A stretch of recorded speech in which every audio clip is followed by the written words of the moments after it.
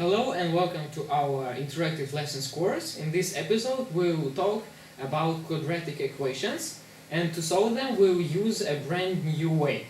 And to check our solutions I have made a special program, because there are a lot of programs to solve it, but it's much more interesting to make yourself one.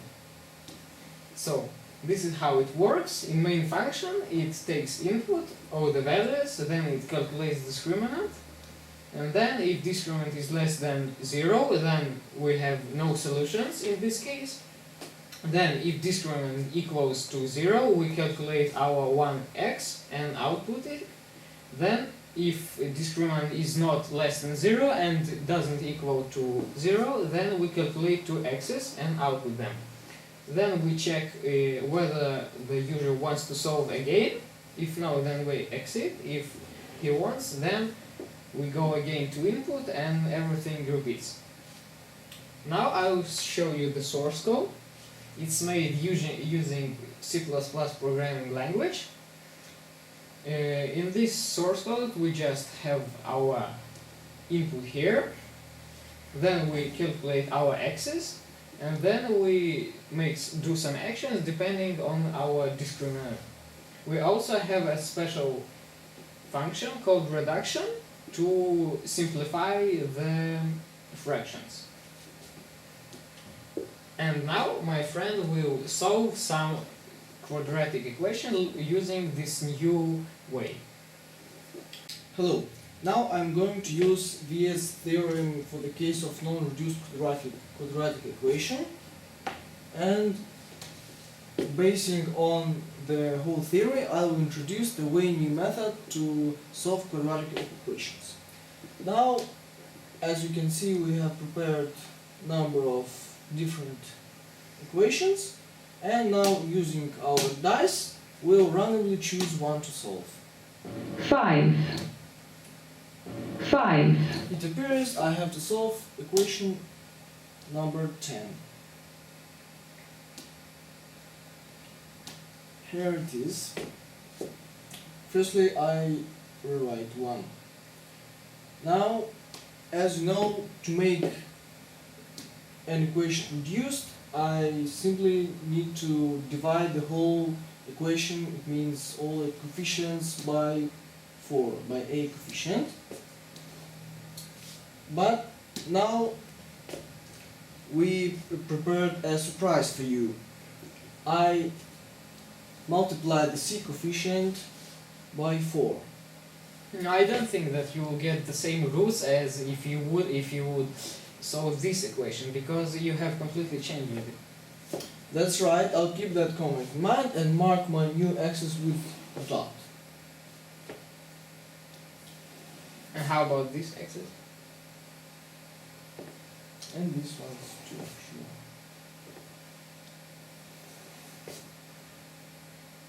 Okay, now I close this window and I have a template here, but first I need to calculate the c coefficient.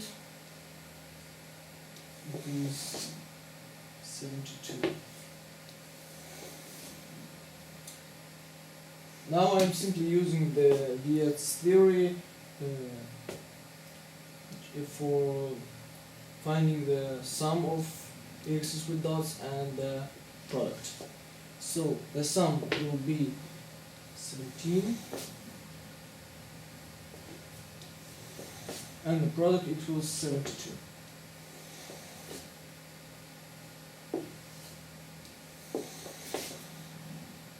And we get that x1 is 8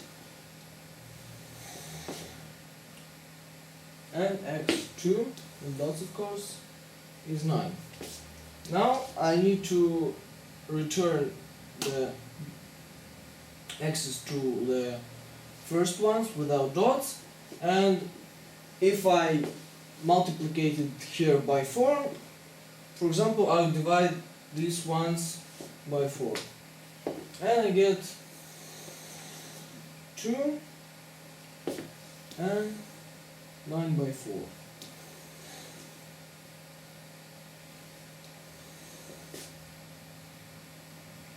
Okay, now I will check your solution. So, okay, A value is 4, B is minus 17, and C is 18. So here are our roots, and we can take a photo of them.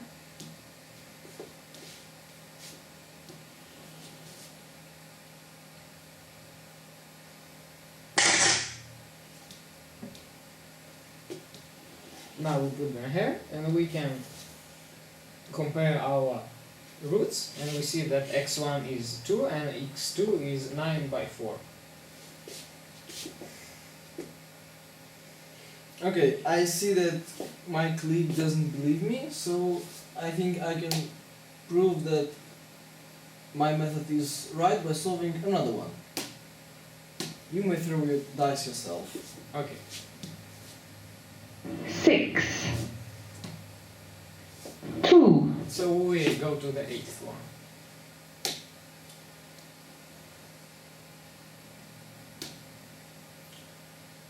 Great. As you can see, we have some template here. Okay. Now I'm repeating the steps I discussed before. Dots. Writing this again. And I close this window. I have my template. Some calculations. Very simple. Okay.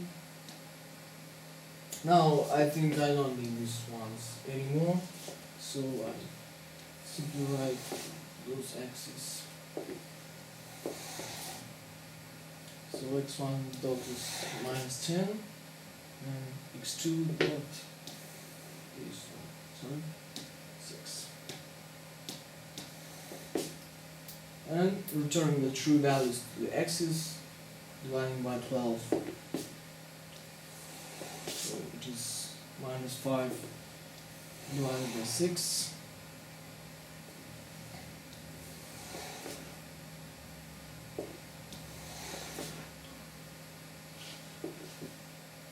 And 1 divided by 2.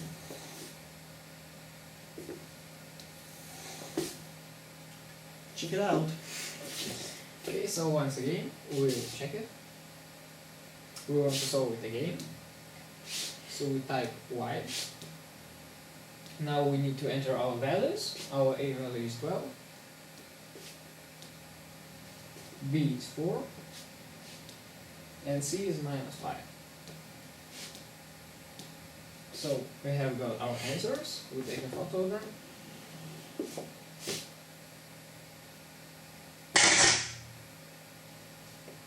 We can put them right here. And once again, if we compare our answers, we see that this way is very good. Sure, but I think that maybe solutions didn't prove as strong as they would if there would be some theoretical proof. So I'm free to introduce one. Here we are. We have a quadratic equation, and now the whole key moment is to make a substitution. We substitute x with dot divided by a. And now when we put this one into the equation, simplifying everything, we have this one equation multiplied by a, and now we have that c coefficient multiplied by a, and using the basic Vias theorem we got the sum of x1 with dot and x2 with dot and the product of these ones. And when we want to return the true values to find x, we need to simply divide the x with dots by 4. Yeah, I see that this is a great way, so now I'm going to write a special program that won't calculate the equation's roots using the discriminant, and it will just calculate it just like the human would do.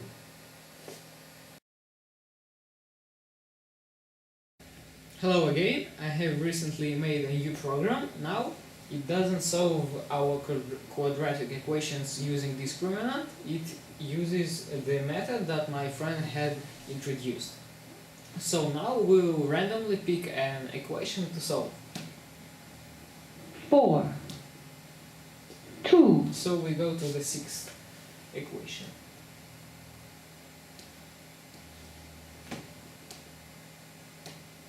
So now I will solve it using that way, but much more faster. So x1 dot plus x2 dot will be minus 1, and the product will be minus 30.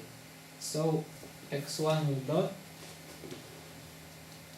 will be minus 6,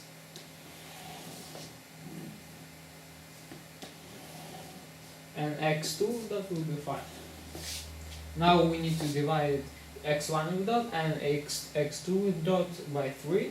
Here we will have minus 2, and here 5 divided by 3.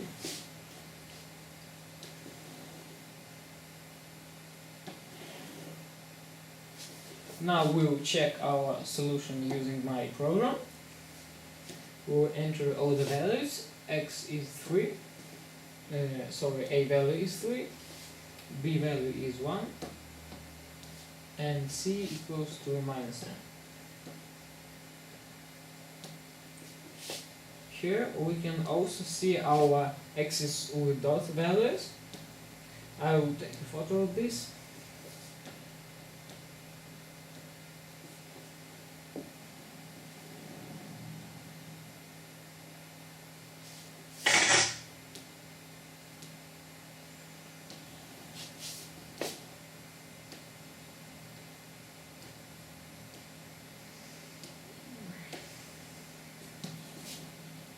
We can place it here, and we can see that our x2 dot is minus 6, here we have minus 6, here we have 5 and 5, and also the real roots are like this, minus 2 and 5 divided by 3. So here I have proved that this way is very fast and it's completely correct.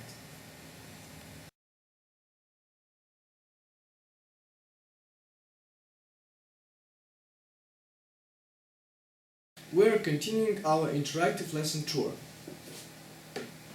Now we're going to talk about relative velocity. I will skip the theory part and come straight to the problems.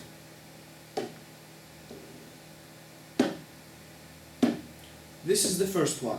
We have two moving objects with vectors of velocity VA and VB. The task is to find the relative velocity of A with respect to B. Firstly, I'm taking the VB vector and changing its direction.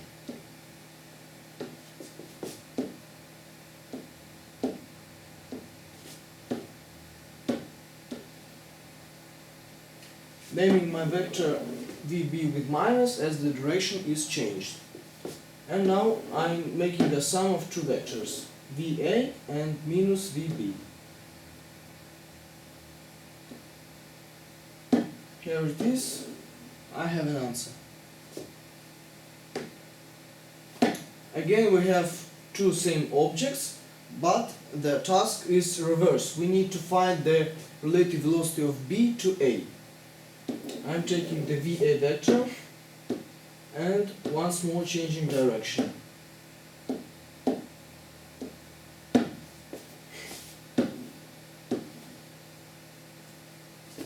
Naming my vector and making an answer, which is the sum of two vectors, VB and minus VA.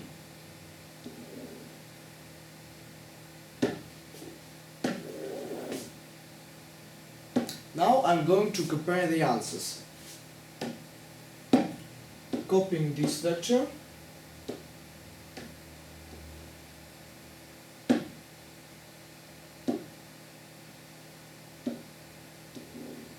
and getting a clone of this one.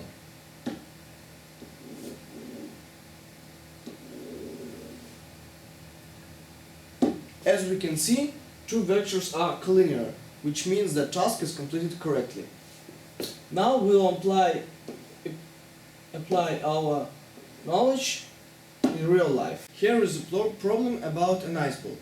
An ice boat is a boat designed to run over ice or snow instead of liquid water. Northwest 12 miles per hour wind blows 40 degrees angle from the north direction. The ice boat needs to travel 60 miles per hour to the north. What velocity and which direction should the driver choose? Firstly, I'm going to measure 40 degrees angle.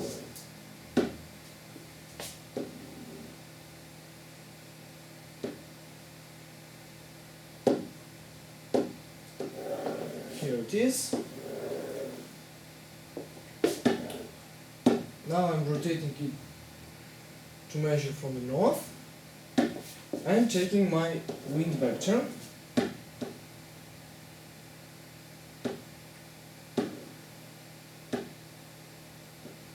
And now the wind blows 40 degrees angle from the north. Now I'm going to choose a scale.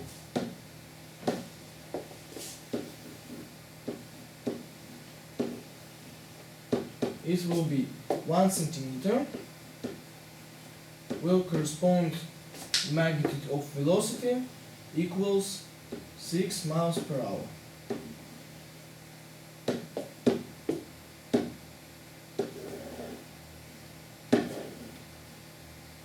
So I'm taking the ruler and I will need to measure 2 centimeters.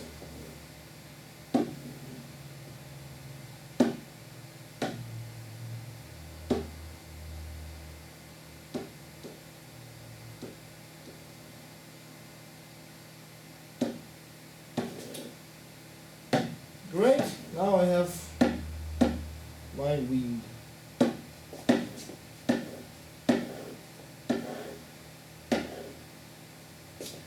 Now, as later I will need to find the relative velocity of boat to the wind, I need to change wind's direction.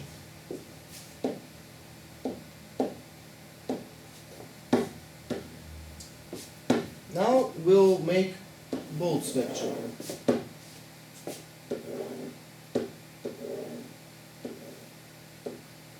According to the scale, the length of this vector should be 10 centimeters.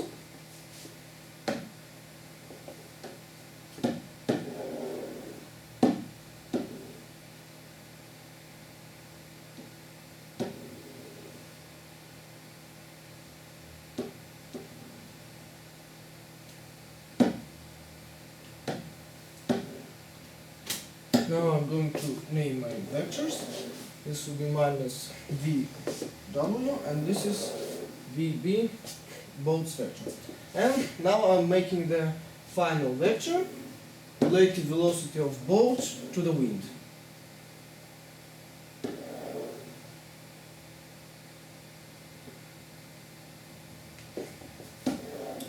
Here is its name and now the final measure, which will give the answer.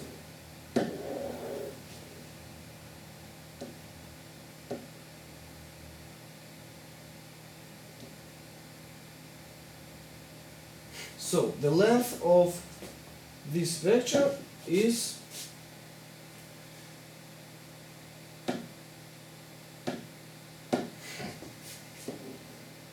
11.7 centimeters,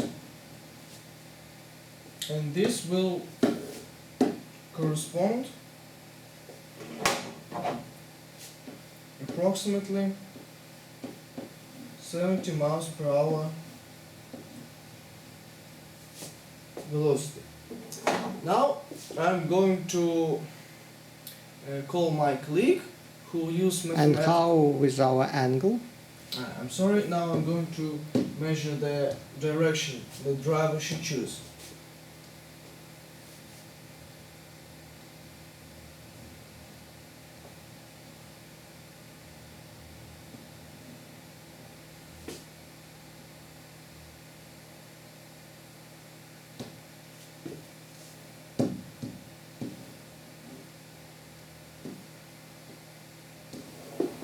contrary direction, it's 6 degrees.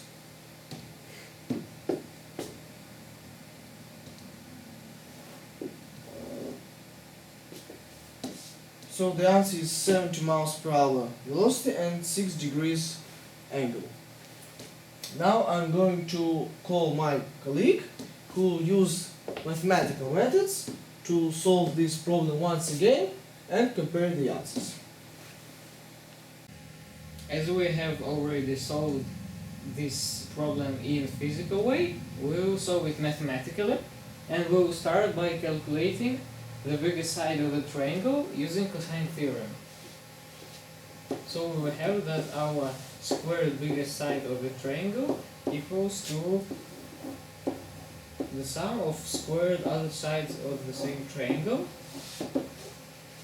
minus 2 multiplied by this side of the triangle multiplied by cosine 180 degrees minus alpha.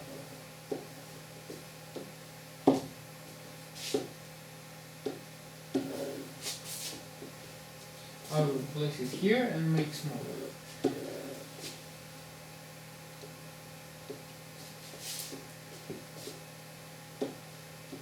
Now we will write what equals just the side of the triangle biggest, so we won't need this square and also this part of the formula. So as we have cosine alpha, here the sign is changed, and now it's just plus sign.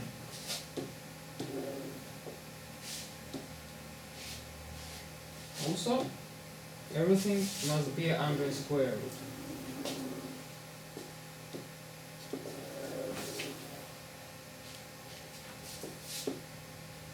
Now we group it and make smaller.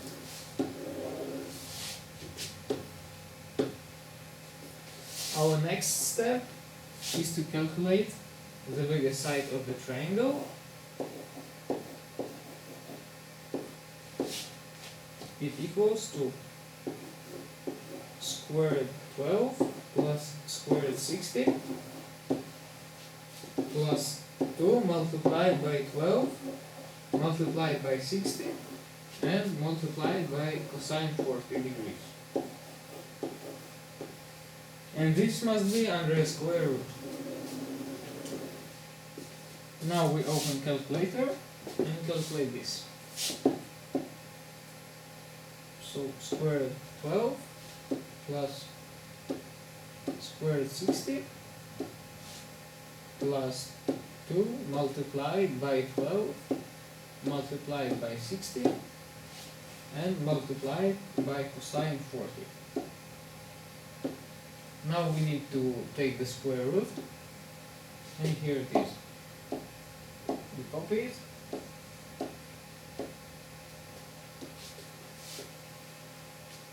and place it here. We don't need so many numbers.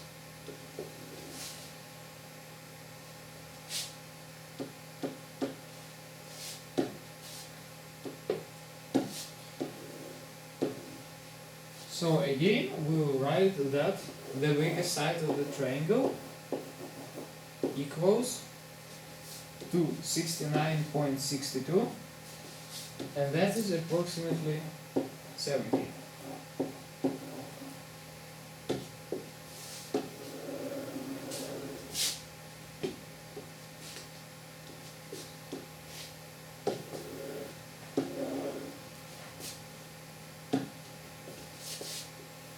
Our next step is to find the beta angle, and to find it we will use sine theorem. So we will need this side and this angle, and also this side and this angle. One of the sides of the triangle divided by sine beta equals the other, which is the biggest side of the triangle, divided by sine alpha.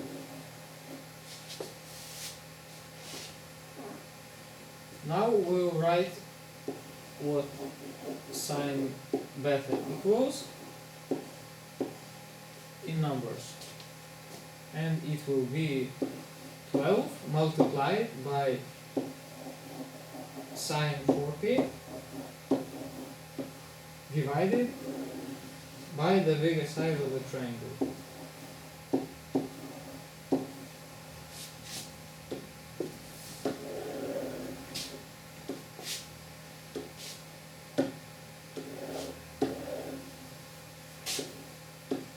Now we open calculator and calculate this.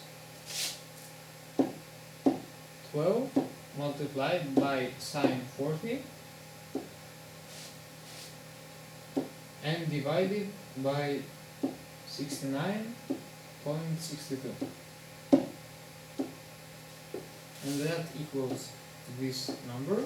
We copy it, paste it here, then we delete some numbers because we need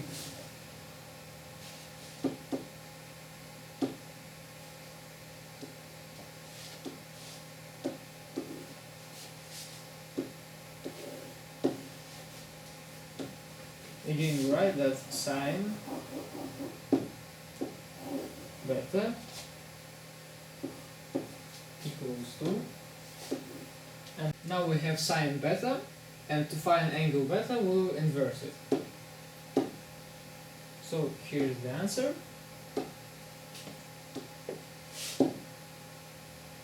We paste here.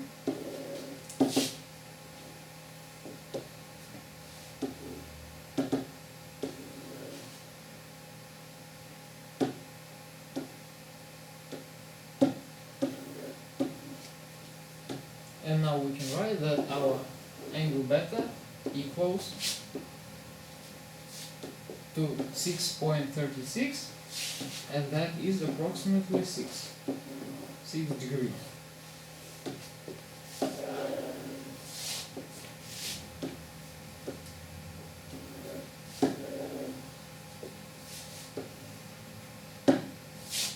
So our answers are 6 degrees and 70. So these answers are the same as we got when we solved the same problem in physical way.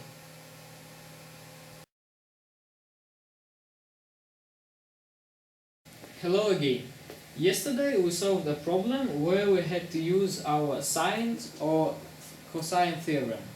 But it took a lot of time for writing the calculations, so I made a program for calculating for us which will help us to find the unknown sides or angles.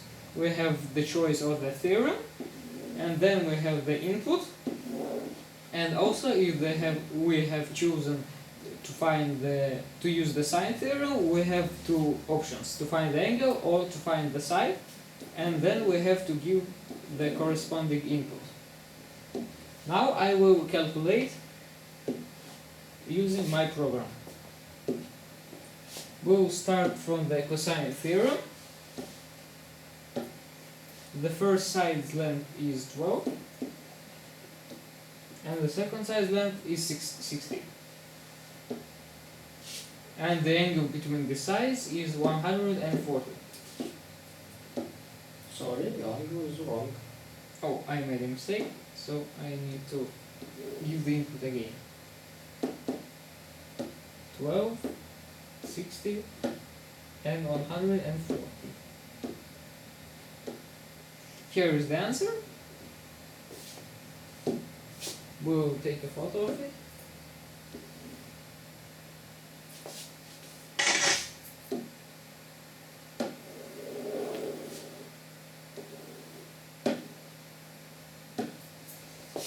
Now we'll go to the second part of the problem and find the angle.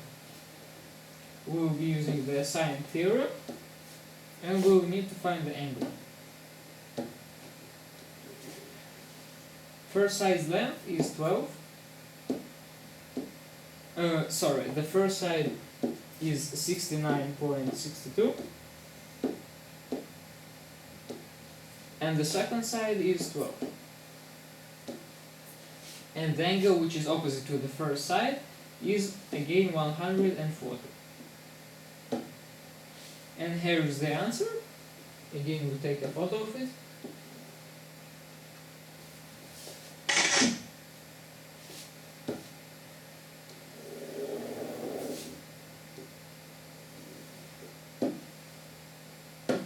Now we can compare our answers.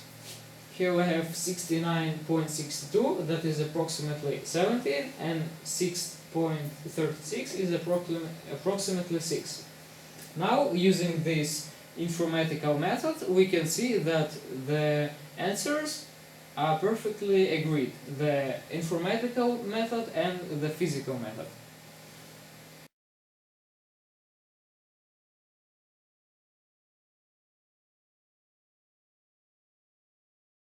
In this episode, we're going to talk about uniform circular motion.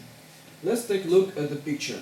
We've got a point that moves on a trajectory which is a circle form, and we're discussing about two positions of this point. So there are two ways to describe this point's motion. First way is to define the distance traveled, and another one is to define the angle of rotation. That's why physics discuss two different velocities. First one is the distance traveled divided by the time, and we get v linear velocity. Linear velocity measurement is meters per second. Another velocity is angle of rotation divided by the time, and we get omega. This is called angular velocity and measured radians per second. Note that in physics we are generally measuring angles not in degrees but in radians. That's why we'll call our colleague who will remind what radian is. Now we'll talk about radians. One radian is an angle which results in an arc which length equals the length of the radius. Here we have a circle and its radius. We'll place the radius here and we'll assume that the radius is made of a wire, and using a magic hammer and a smart board we'll curve it. Here it is, we have an arc which length equals the length of the radius.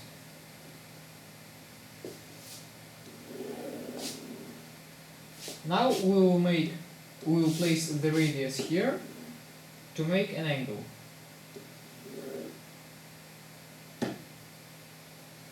And finally we'll measure it.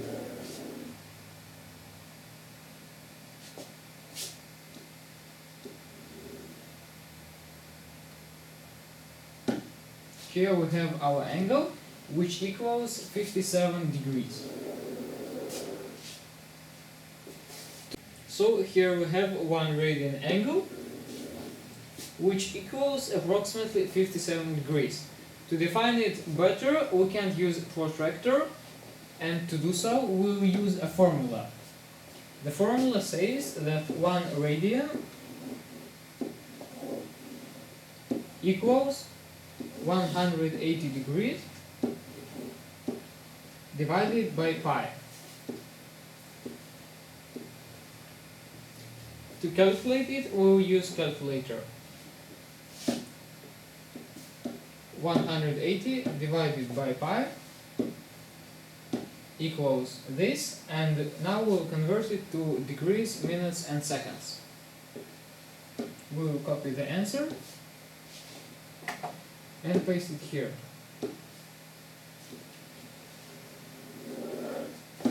We don't need so many numbers.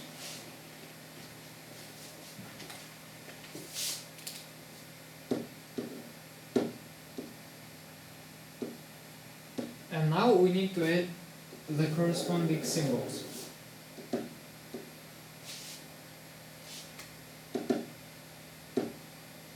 So it's 57 degrees, 15 minutes, and approximately 45 seconds.